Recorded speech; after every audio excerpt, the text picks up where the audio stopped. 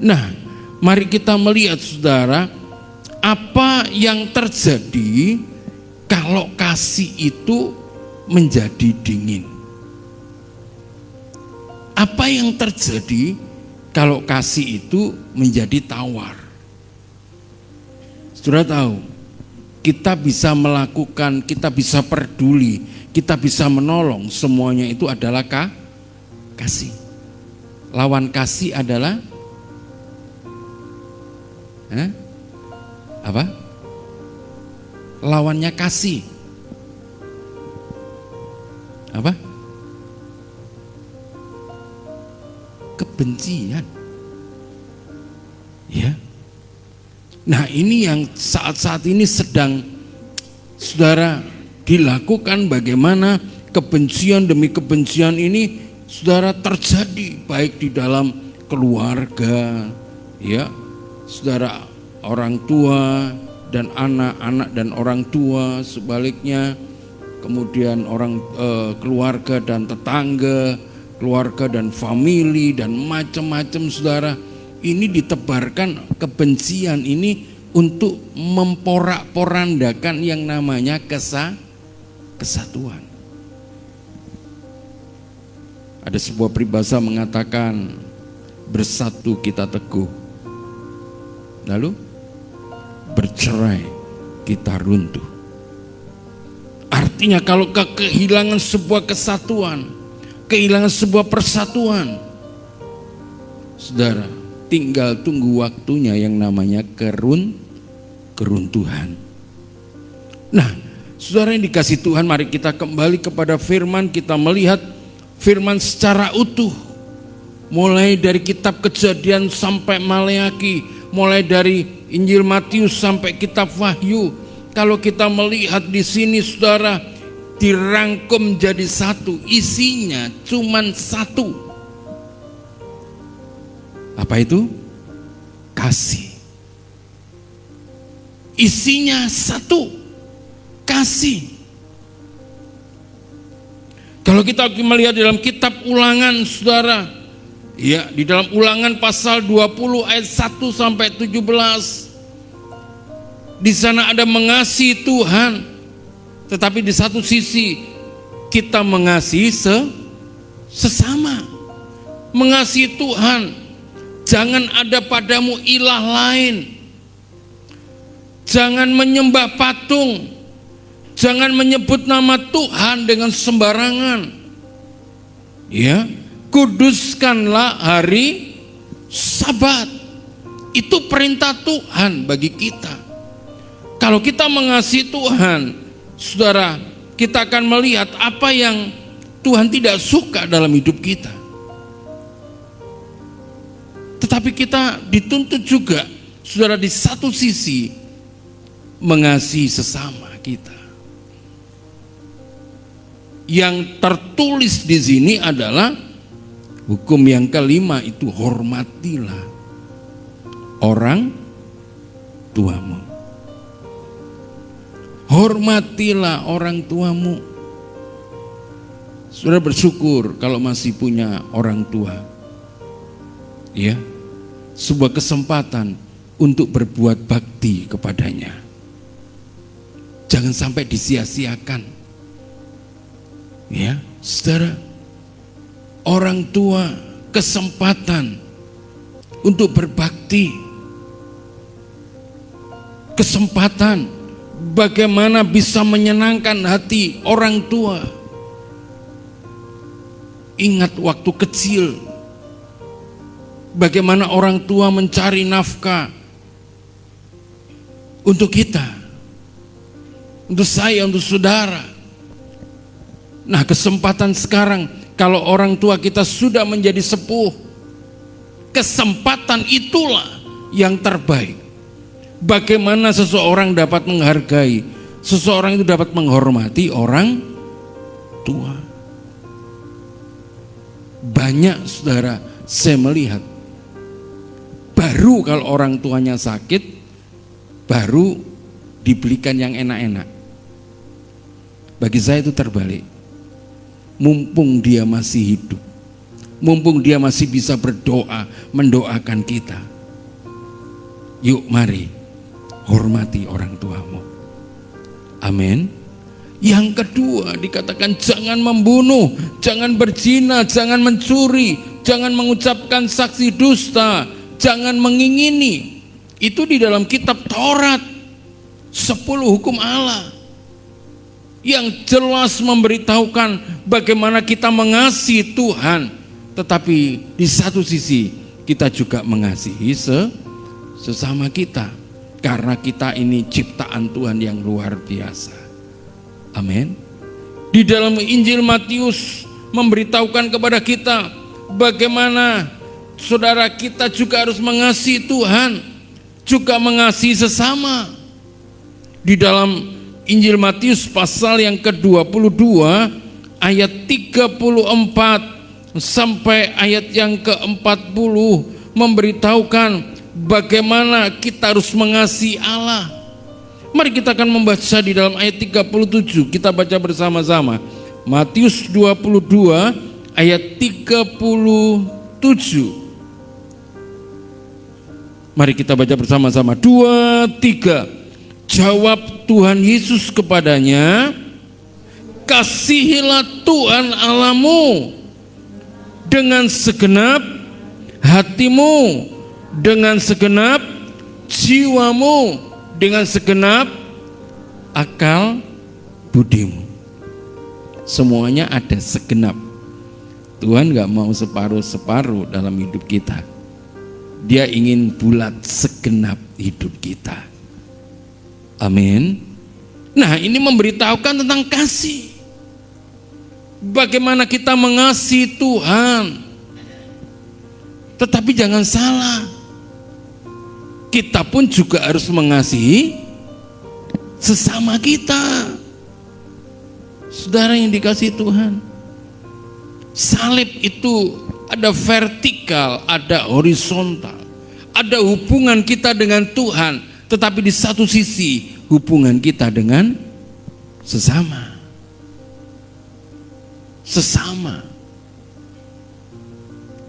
Saudara, dan kita melihat hukum yang kedua Tuhan beritahukan kepada kita, ayat yang ke-39, 2, 3 kita baca bersama-sama. Dan hukum yang kedua yang sama dengan itu ialah kasihilah sesamamu manusia seperti dirimu sendiri. Hukum yang sama. Jadi yang satu tidak boleh ditinggalkan, tetapi kedua-duanya kita jalani dalam hidup ini. Saudara, dan ini mengantisipasi kita untuk kehilangan kasih. Kita belajar, saudara, mengasihi Tuhan. Kita belajar mengasihi sesama kita. Wah om, niku mboten sami kali kula niku. Dan memang kita tidak ada yang sama. Kita harus belajar untuk menerima setiap pribadi. Amin. Menerima. Wah itu nek kalau sudah ngomong om, waduh saudara, nggak bisa dihentikan. Dah, memang seperti itu orangnya. Jadi kita belajar untuk bisa menerima sebuah keadaan orang lain. Kalau kita bisa menerima, kita akan melihat ternyata Tuhan itu dahsyat ya. Menciptakan orang, berbagai macam orang, berbagai macam sifat, berbagai macam karakter, berbagai macam pendirian, berbagai macam pola pikir mereka. Wah, kompleks banget saudara. Kita mau belajar akan hal itu. Bapak Ibu Saudara yang dikasihi Tuhan. Tetapi satu hal, Tuhan mengajarkan satu hal ini yang tidak boleh lepas dalam kehidupan kita. Di dalam Injil Yohanes 13, dalam Injil Yohanes 13 ayat yang ke-34. Yohanes 13 ayat yang ke-34. Mari kita akan baca bersama-sama. 2, 3. Aku memberikan perintah baru kepada kamu, yaitu supaya kamu saling mengasihi. Sampai di situ dulu. Supaya kamu apa? Saling mengasihi. Satu dengan yang lain, saling mengasihi. Dan ini saudara, perintah ini diberikan kepada kita. Saudara, kasihlah musuhmu, kasihlah bermacam-macam saudara. Yang bagi dunia, ini enggak masuk. Tetapi itu Tuhan ajarkan kepada kita. Kasihilah. Dan supaya engkau saling mengasihi satu dengan yang lain. Ayat ini memberitahukan kepada kita, saudara. Contohnya siapa? Ayat ini dilanjutkan, sama seperti aku telah mengasihi kamu. Inilah teladan kita, Tuhan. Seberapa besar kesalahan kita, seberapa besar pelanggaran kita, seberapa besar kadang-kadang kita ketidaksetiaan kita. Tapi Tuhan mengasihi kita. Tuhan mengasihi saya, Tuhan juga mengasihi saudara, Tuhan mengasihi semua orang. Amin. Contohnya Tuhan. Sampai waktu dia disalibkan, sementara mereka, saudara, bersuka cita karena kematian Tuhan Yesus. Dia berkata, Bapa, ampunilah mereka, karena mereka tidak tahu apa yang mereka perbuat. Tuhan rindu, saudara. Goal kita ini bukan hanya sekedar berhasil. Goal kita ini adalah bersama-sama dengan Tuhan selama-lamanya. Amin. Bersama-sama dengan Tuhan selama-lamanya. Saudara yang dikasihi Tuhan. Dan kita melihat di sini, lawan daripada kasih itu kebencian. Benci. Itu sebabnya mari kita belajar, kita koreksi hati kita. Adakah kebencian itu ada di dalam hatiku? Kalau ada, pagi ini berkata kepada Tuhan, Tuhan, iya, ampuni saya Tuhan, ampuni saya. Karena saya sudah menyimpan sebuah kebencian. Kebencian itu sama seperti benih yang ditanam. Lambat laun benih itu akan tumbuh. Tumbuh. Tumbuh. Saudara yang dikasihi Tuhan, minta Tuhan, Tuhan, ini yang aku. Engkau melihat isi hatiku dan tidak ada yang tersembunyi di hadapanmu. Mari Tuhan mencabutnya, memulihkan hatiku. Suratan Efesus memberitahukan kepada kita, buanglah segala kepahitan, marah, fitnah, dan segala macam kejahatan. Mengapa harus dibuang? Karena itu tidak berguna. Itu akan merusak hidup kita. Kita melihat keturunan Adam, Kain dan Habil, karena iri hati, sehingga ia rela, saudara, supaya hatinya itu puas, dia bunuh adiknya. Saudara yang dikasihi Tuhan, dan ini terus akan terjadi. Tapi mari, masa-masa ini kita koreksi hati kita. Mungkin ada kebencian, mungkin ada iri hati, mungkin ada perkataan-perkataan fitnah yang pernah terlontarkan. Sebelum kita keluar dari tempat ini, mari kita berkata kepada Tuhan, Tuhan ampuni aku. Tuhan pulihkan hidupku. Tuhan pulihkan hatiku. Karena kebencian tidak pernah menyelesaikan masalah. Biarlah kita mau Tuhan ganti dengan kasih yang dari Tuhan. Seperti Tuhan mengasihi kita. Seberapa besarnya kesalahan kita, seberapa besarnya pelanggaran kita, seberapa besarnya dosa kita, Tuhan mengampuni kita. Biar kita punya hati yang luas seperti hatinya Yesus. Amin. Setiap kali setelah saya berkata, Tuhan berikan kami hati seperti hatimu. Berikan kami mata seperti matamu untuk melihat. Berikan kami kaki seperti kakimu, tangan seperti tanganmu Tuhan. Supaya melalui kehidupanku, nama Tuhan dipermuliakan. Nama Tuhan ditinggikan. Nama Tuhan diagungkan. Bukan menjadi batu sandungan. Bukan menjadi cercaan.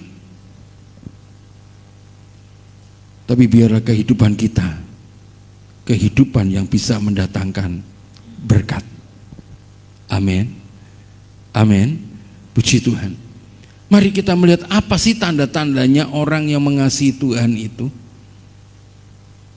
Kita bisa menyanyikan, aku mengasihi Engkau Yesus dengan segenap hatiku. Tuhan itu melihat, saudara, kalau kita tidak beres, Tuhan bisa tertawa melihat apa yang, mendengar apa yang kita pujikan. Saudara, kita melihat yang pertama, orang yang mengasihi Tuhan itu orang yang melakukan perintah Tuhan. Katakan amin. Orang yang mengasihi Tuhan itu orang yang melakukan perintah Tuhan. Yohanes 14 ayat 15. Mari saya bisa dibantu. Yohanes 14 ayat 15. Mari silakan.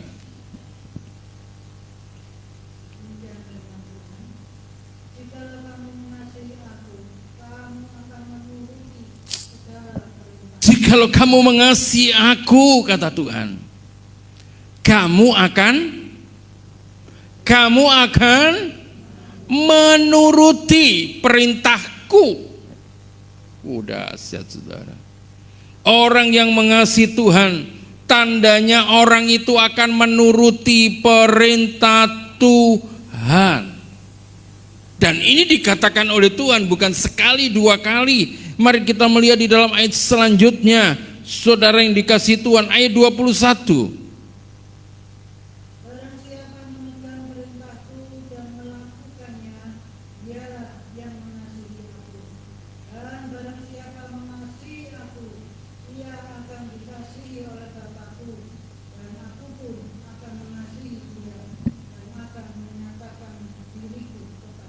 Iya, mengasihi Tuhan, melakukan kehendak Tuhan. Saudara, dan kita melihat ayat selanjutnya di dalam ayat 23.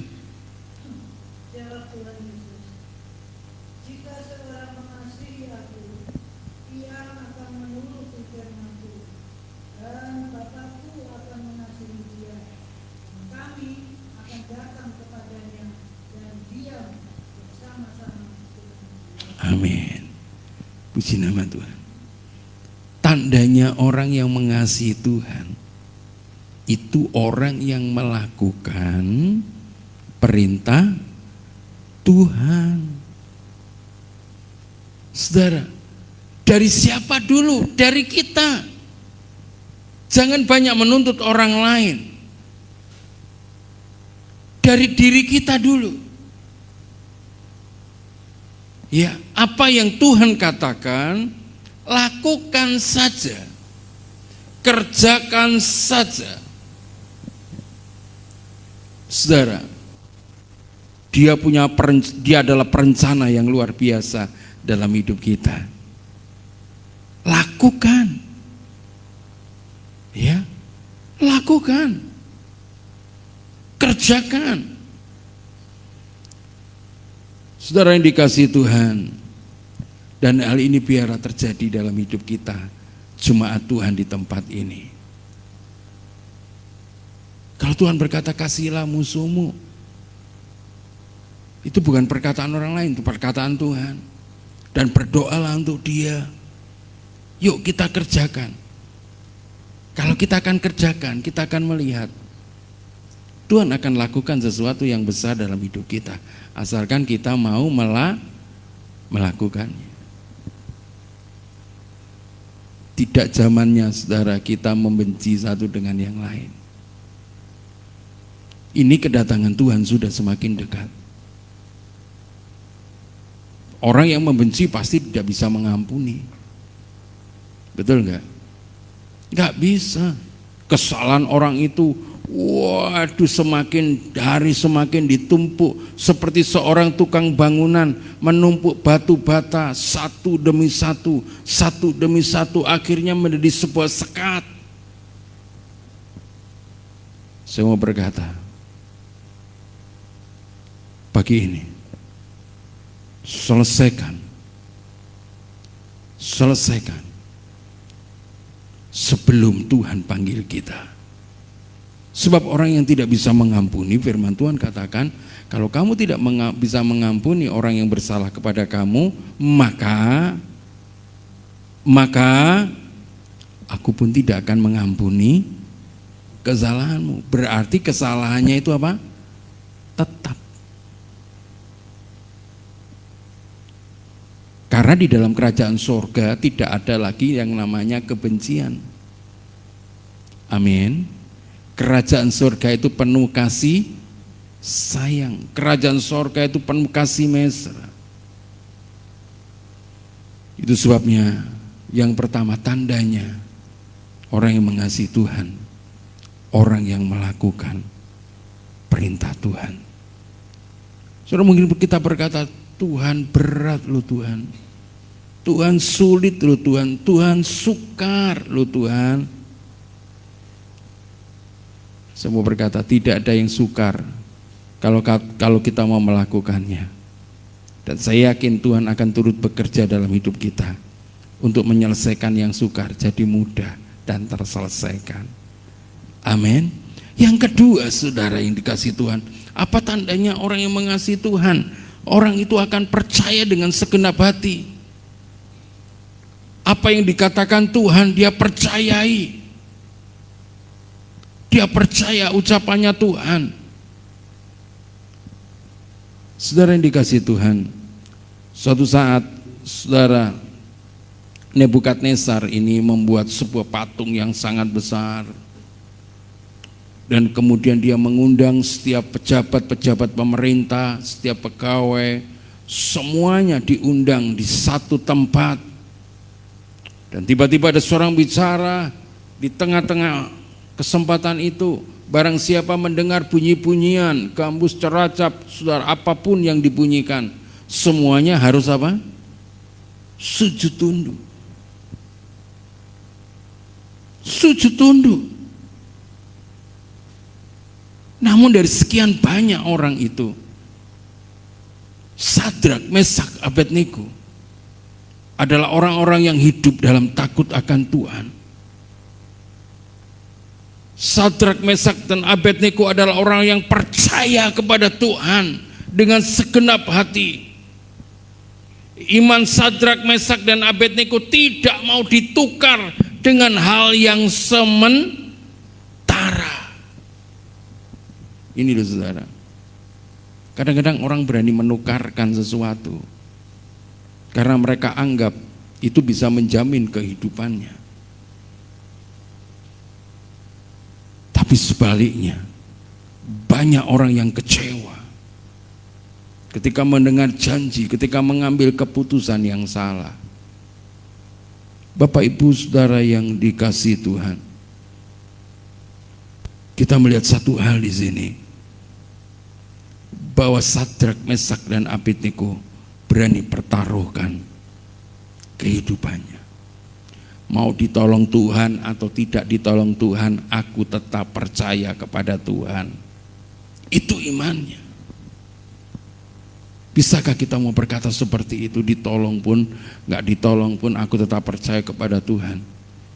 Karena aku tahu, Tuhan tidak pernah berbuat yang salah bagiku. Tuhan tidak pernah membuat kecelakaan bagiku. Tapi Tuhan memberikan kepadaku kehidupan yang penuh dengan harapan. Amin. Ya. Saudara yang dikasihi Tuhan, yang kedua di sini percaya penuh. Itu sebabnya jangan sampai kita tukar iman kita dengan hal yang sementara. Injil Matius 16 ayat 26. Injil Matius 16 ayat yang ke-26. Mari.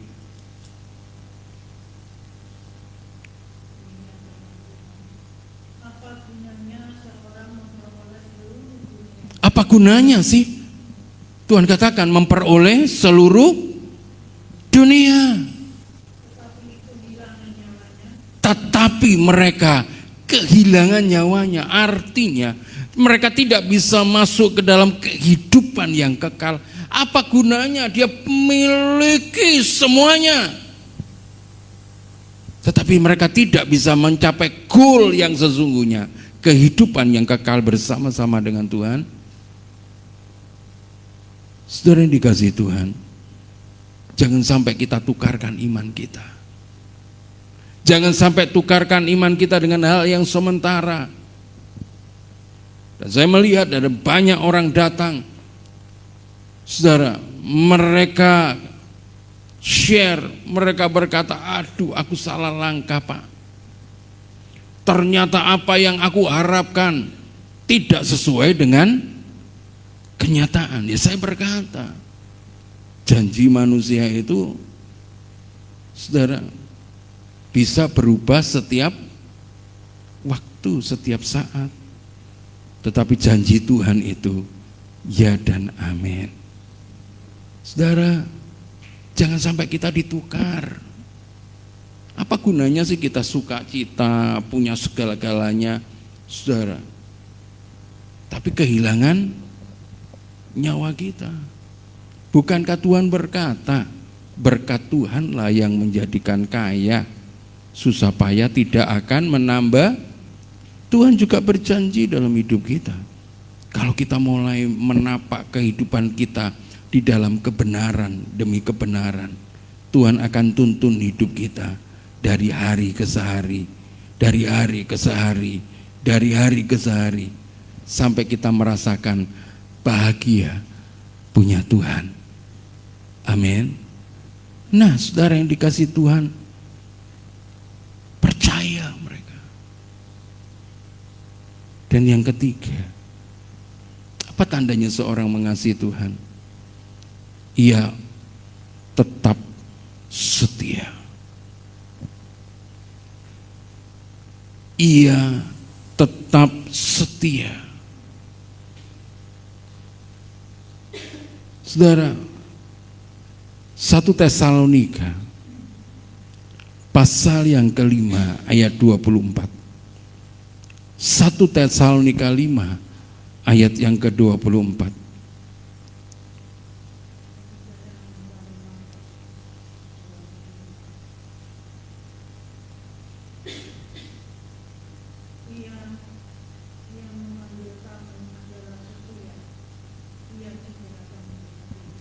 Amin. Dia yang memanggil kamu.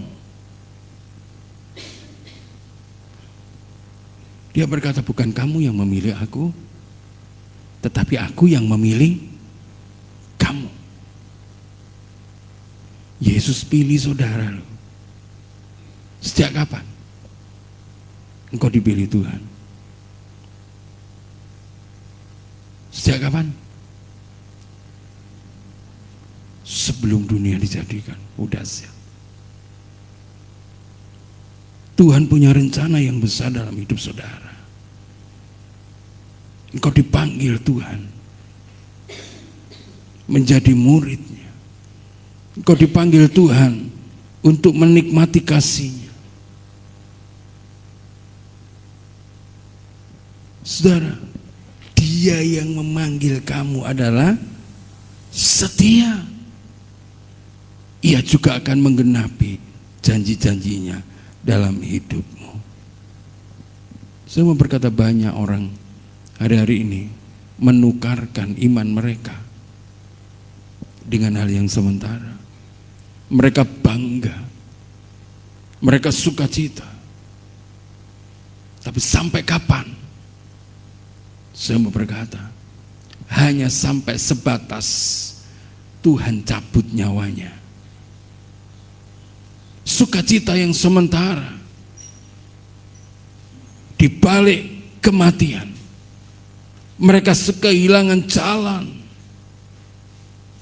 Di balik kematian mereka tidak tahu apa yang harus mereka perbuat. Tapi kita harus tahu,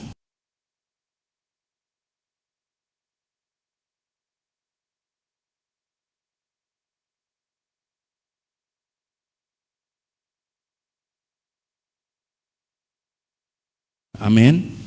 Apa berkatnya, saudara? Akan saya bacakan cepat. Apa berkatnya ketika kita mengasihi Tuhan? Yang pertama, berkatnya itu Allah turut bekerja dalam hidup kita untuk mendatangkan kebaikan. Ayatnya di dalam Roma pasal 8 ayat 28. Roma 8 ayat 28. Kita tahu sekarang bahwa Allah turut bekerja dalam segala hal untuk mendatangkan kebaikan. Bagi siapa? Bagi mereka yang mengasihi Dia, yaitu bagi mereka yang terpanggil sesuai dengan rencana Allah. Bagi mereka yang mengasihi Dia. Kalau kita mengasihi Tuhan, Tuhan itu turut bekerja menuntun dalam hidup kita. Tuhan gak pernah terlambat, tidak pernah terlalu cepat, tetapi Tuhan itu tepat waktu di dalam menolong kita. Asalkan kita percaya, menantikan Tuhan. Menantikan Tuhan. Dan yang kedua, saudara, yang pertama Allah turut bekerja dalam hidup kita. Dan yang kedua kita melihat bahwa apa berkatnya orang-orang yang mengasihi Tuhan, diberikannya yang terbaik. Katakan bersama-sama, diberi yang terbaik. 2, 3.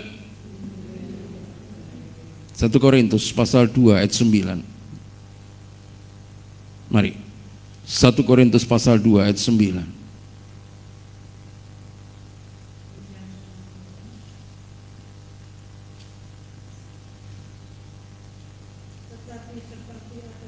Tetapi seperti ada tertulis, apa yang gak pernah kamu lihat dengan matamu, apa yang tidak pernah didengar oleh telingamu, oh apa yang tidak pernah timbul di pikiranmu,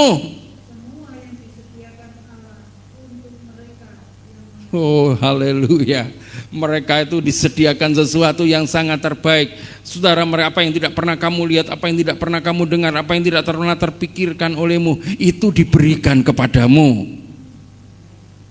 Saya sangat yakin ini.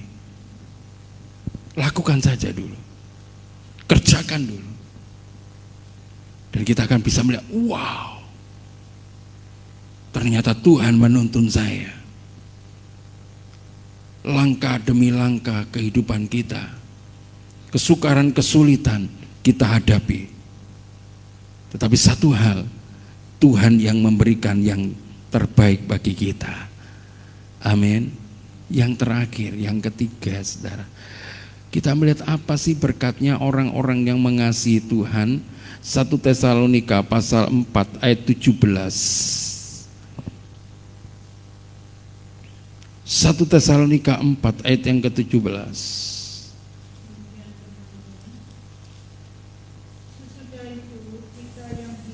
Sesudah itu kita yang hidup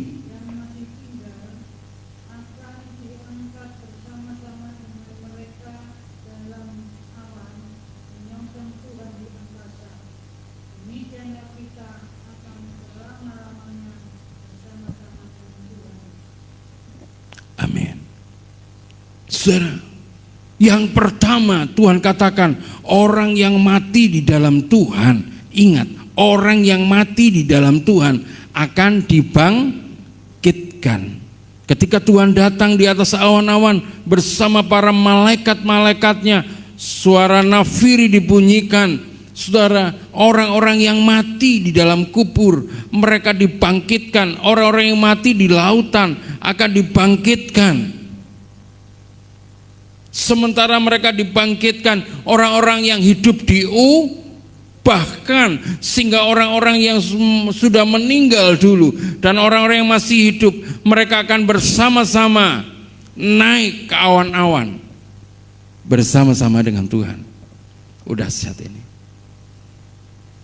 Dan ayat ini saudara, ketika saya membaca dan saya baca dengan pelan-pelan, demikian ayat ini berkata, kita akan selama-lamanya bersama dengan Tuhan. Wow. Orang yang mengasihi Tuhan itu Allah turut bekerja di dalam kehidupannya. Orang-orang yang mengasihi Tuhan itu diberikan berkat-berkat yang terbaik. Orang yang mengasihi Tuhan, ia akan tinggal bersama-sama dengan Tuhan selama-lamanya. Biarlah pagi ini saudara, kita masing-masing pribadi, biarlah kita percaya kepada Tuhan. Kita melakukan perintah Tuhan. Kita tetap setia. Dan kita akan melihat berkat-berkatnya. Orang-orang yang mengasihi Tuhan, dia akan bekerja dalam hidup kita untuk mendatangkan kebaikan. Dia akan memberikan yang terbaik dalam hidup kita. Dan kita yang terakhir kita melihat bahwa Tuhan akan bersama-sama dengan kita, tinggal untuk selama-lamanya. Tuhan memberkati kita. Mari saudara, kasih Tuhan itu kasih yang besar. Sementara kita diberi kesempatan demi kesempatan, mari kita pergunakan kesempatan itu dengan sebaik-baiknya.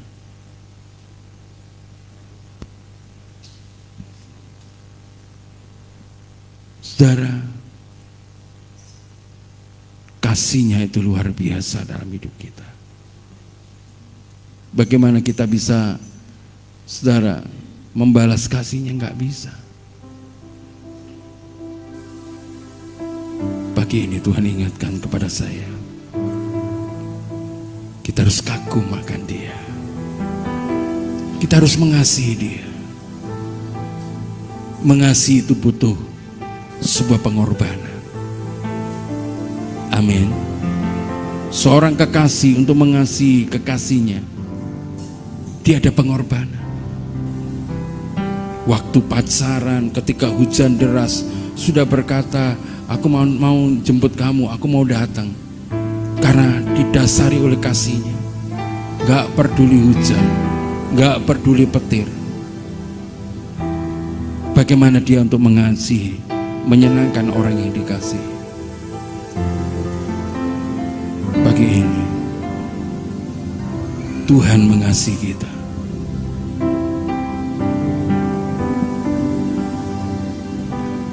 Belum pernah ada kasih di dunia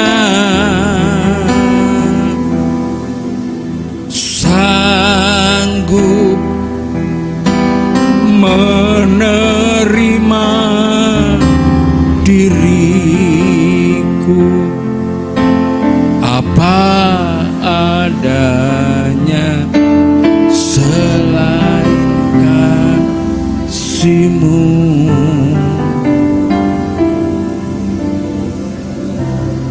Saudara, ada banyak orang ketika melihat keadaan kita. Oh, dia menilai keburukan kita. Itu dia menilai kekurangan-kekurangan kita. Dia melihat keadaan kita. Tapi Tuhan Yesus melihat engkau apa adanya. Tuhan Yesus melihat engkau apa adanya. Yang Tuhan mau ada sebuah pertobatan di dalam kehidupan, dan Tuhan akan bentuk sesuai dengan keadaannya, kerinduannya. Kita bukan orang-orang yang baik. Banyak kali mulut kita mengatakan yang busuk. Banyak kali melalui kehidupan kita,